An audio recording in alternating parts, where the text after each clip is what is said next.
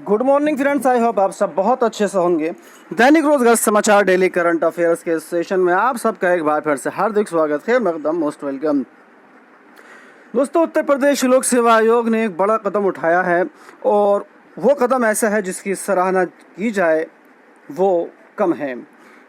ये बात यह है कि पीसीएस इंटरव्यू में असफल अभ्यर्थियों से उत्तर प्रदेश लोक सेवा आयोग ने उनको कहीं ना कहीं नियुक्ति देने के लिए आवेदन मांगे हैं। निजी क्षेत्रों में रोजगार मुहैया कराने की कवायद है। असफल अभ्यर्थियों को जो आयोग है उनका डाटा तैयार कर रहा है। उत्तर प्रदेश लोक सेवा आयोग की ओर से पीसीएस इंटरव्यू में असफल अभ्यर्थियों को निजी क्षेत्र में रोजगार दिलाने की कवायद से शुरू कर दी गई है। आयोग ऐसे अभ्यर्थियों का डेटाबेस तैयार करने जा रहा है। आयोग ने पीसीएस 2022 में असफल रहे इच्छुक अभ्यर्थियों से आवश्यक सूचनाएं मांगी हैं।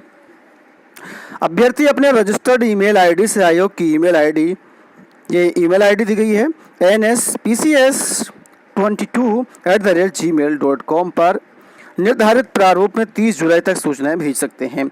यूपीपीएससी के उप सचिव विवेक कुमार श्रीवास्तव के अनुसार आयोग पीसीएस के अंतिम चरण साक्षात्कार तक पहुंचने वाले चयनित अभ्यर्थियों को रोजगार मुहैया कराने के उद्देश्य से उनके प्राप्तांक एवं अन्य विवरणों का एक उपयोगी डेटाबेस अन्य नियुक्त संस्थानों को उपलब्ध कराने जा रहा है। इससे साक्षात्कार में पहुंचकर असफल होने वाले अभ्यर्थियों को निजी संस्थानों में नियुक्ति दी जा सकती है। क्योंकि वहां तक पहुंचना अपने आप में एक बड़ी बात है कि इंटरव्यू तक कोई भी अभ्यर्थी पहुंचा है, वहां तक पहुंचकर असफल होना ये अलग बात है, लेकिन वहां तक पहुंचना ही बहुत ही मेहनत और मशक्क़त की बात है। तो इसलिए ऐसे अभ्यर्थियों को नियुक्ति दी जाए, इसका प्रयास उत्तर प्रदेश लोक सेवा आयोग कर रहा है। और एक और बड़ी अपडेट है कि उत्तर प्रदेश माध्यमिक शिक्षा परिषद की हाई स्कूल और इंटरमीडिएट 2023 की परीक्षा में इम्प्रूवमेंट और कंपार्टमेंट परीक्षा के लिए कल से आवेदन किया जा सकता है। 7 जून तक माध्यमिक शिक्षा परिषद की वेबसाइट पर हो सकेगा आवेदन। और यहाँ पर ऑनलाइन आवेदन का जो परीक्षा शुल्क है वो 256 रुपये 50 पैसे रखा गया है।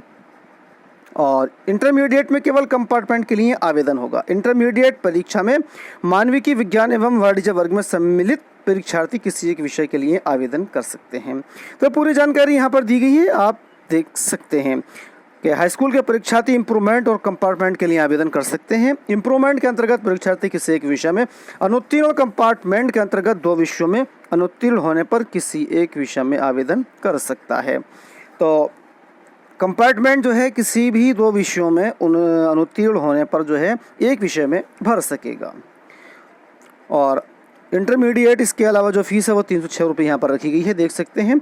और दोस्तों, उत्तर प्रदेश सरकार का एक बड़ा फैसला है। उत्तर प्रदेश सरकार ने राज्य कर्मचारियों का डीए जो है वो 4% बढ़ा दिया है। अब ये 38% से बढ़कर 42% हो गया है।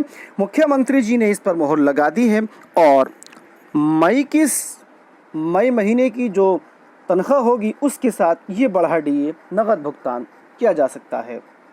16 लाख कर्मचारियों को मिलेगा इस फैसले का लाभ।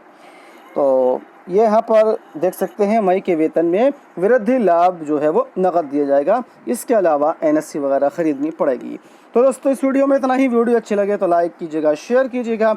साथ ही साथ इसी तरह की दूसरी अपडेट्स पाने के लिए चैनल को सब्सक्राइब करना ना भूलिएगा। Thank you.